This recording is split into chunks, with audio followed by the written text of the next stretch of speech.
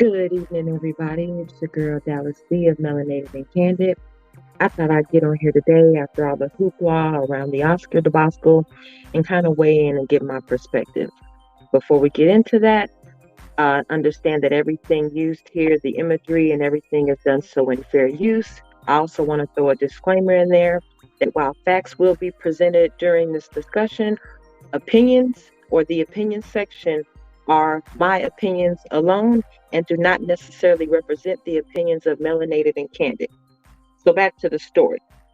The slap heard around the Oscars. So a lot of the original questions that have come up are, should men protect their women? Was this an overreaction on Will's part? And yes, men should automatically protect their wives. I think that's a natural thing for men to do. I don't think no man would have a problem with standing up in defense of his wife if it's warranted. However, simultaneously, I also believe that this was also an overreaction on Will's part. For me, this was not a moment that warranted a physical altercation. Jada, in all honesty, is the only variable in that scenario to consider if we're going to determine if that act was warranted.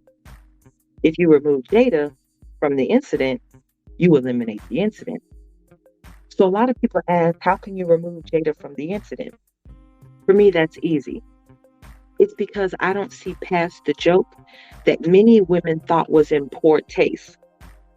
For me, Chris Rock was nothing more than a comedian doing what comedians do while they are on stage performing in an act on the clock. They tell jokes. Even Will laughed at it initially. So he made a joke about a movie at the Oscars, which is equivalent to right place, right time.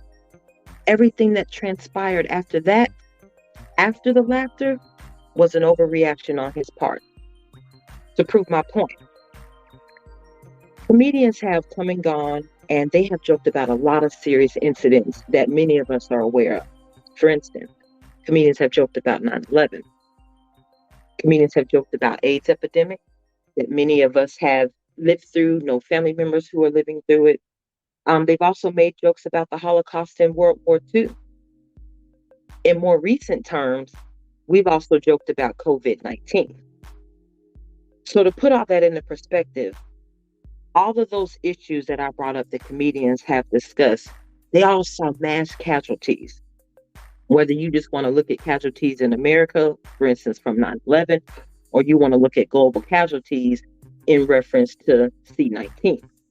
But they all saw mass casualties. The only one that hasn't, or at least I haven't found one, I haven't seen one person in history that has died from alopecia.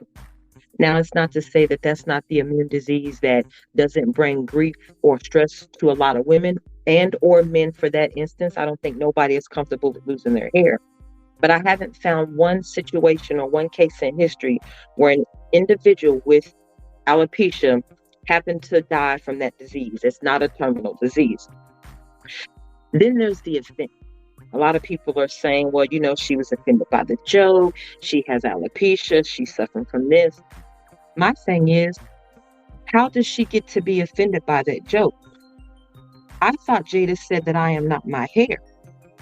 But before we go into what Jada said, how about we let Jada put it in her own words? Here's Jada on Instagram a couple days before the incident.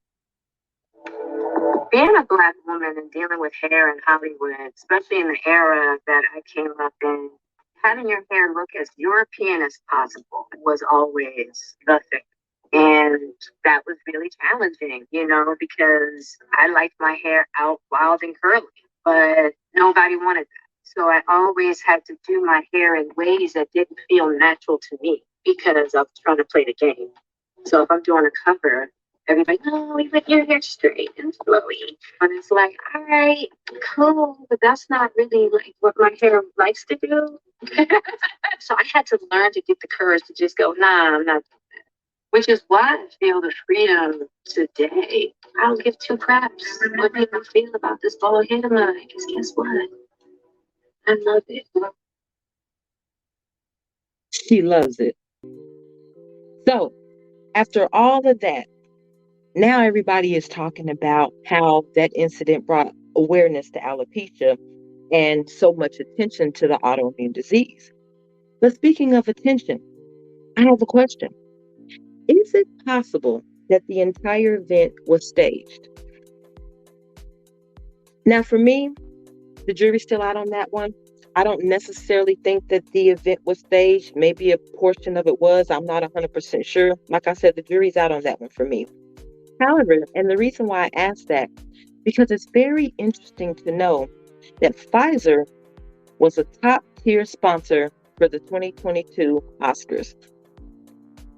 It's also interesting to know that Pfizer happens to be in phase 3 of testing a drug to treat the autoimmune disease known as alopecia, where there currently isn't a US FDA or European Medicines Agency approval for alopecia or treatments for it.